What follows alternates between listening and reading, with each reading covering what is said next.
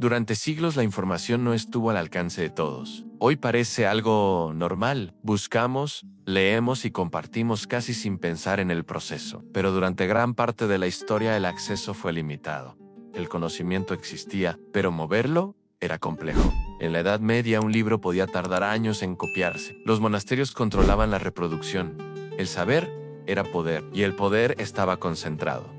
La información existía, pero estaba detenida. Ese era el escenario hacia 1450. El acceso dependía de copistas manuales. Los textos eran costosos. La expansión del conocimiento era lenta, hasta que alguien decidió intervenir. Johannes Gutenberg no era un académico. Era un orfebre en Maguncia con presión financiera y deudas acumuladas. Su problema no era filosófico, era económico. Combinó tres elementos: tipos móviles metálicos reutilizables, tinta al óleo más densa y una prensa inspirada en las de vino. No inventó imprimir, inventó hacerlo escalable. En 1455 imprimió la Biblia de 42 líneas. La producción dejó de ser artesanal.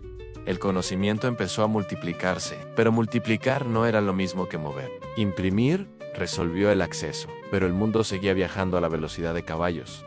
La distancia seguía siendo una barrera, y eso generó una nueva presión. En 1769, James Watt patentó su mejora del motor de vapor. Las minas inglesas se inundaban. El carbón era vital. La energía era ineficiente. Watt separó el condensador del cilindro principal, redujo consumo de combustible, permitió operación continua. No inventó el vapor, rediseñó el sistema. Transporte y fábricas se aceleraron. Las imprentas pudieron distribuir más lejos. Los libros ya no solo se producían más rápido, podían viajar entre ciudades industriales. Pero ahora surgía otro límite. El problema dejó de ser imprimir o transportar. El nuevo cuello de botella era procesar y almacenar información. Y eso explotó en el siglo XX. En el año de 1958, Jack Kilby enfrentaba un dilema en Texas Instruments. Las computadoras eran enormes y costosas.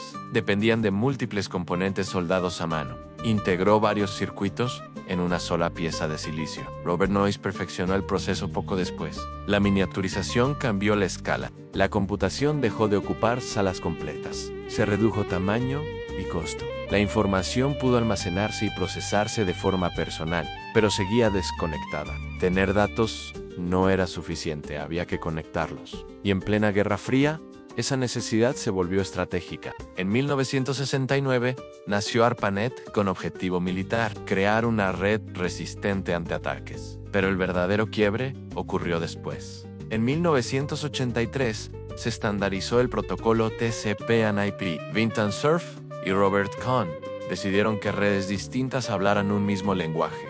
Arquitectura descentralizada, no un sistema central. La información dejó de estar fragmentada. Comenzó a circular entre continentes en segundos, pero el acceso seguía atado a un punto fijo. La red era global, pero dependía de un escritorio. El acceso no era permanente, faltaba portabilidad. En el año 2007, Steve Jobs presentó el iPhone. No fue el primer smartphone, fue el primero en integrar pantalla táctil real, navegador completo y ecosistema de aplicaciones. Eliminó el teclado físico. Convirtió la pantalla en interfaz universal. La interacción cambió por completo. El acceso dejó de estar atado a un escritorio. La información pasó al bolsillo. Un ciclo iniciado en 1450 encontró su punto de expansión total. Aquí es donde empieza esta historia. Antes de que todo cambiara, el conocimiento nunca fue libre.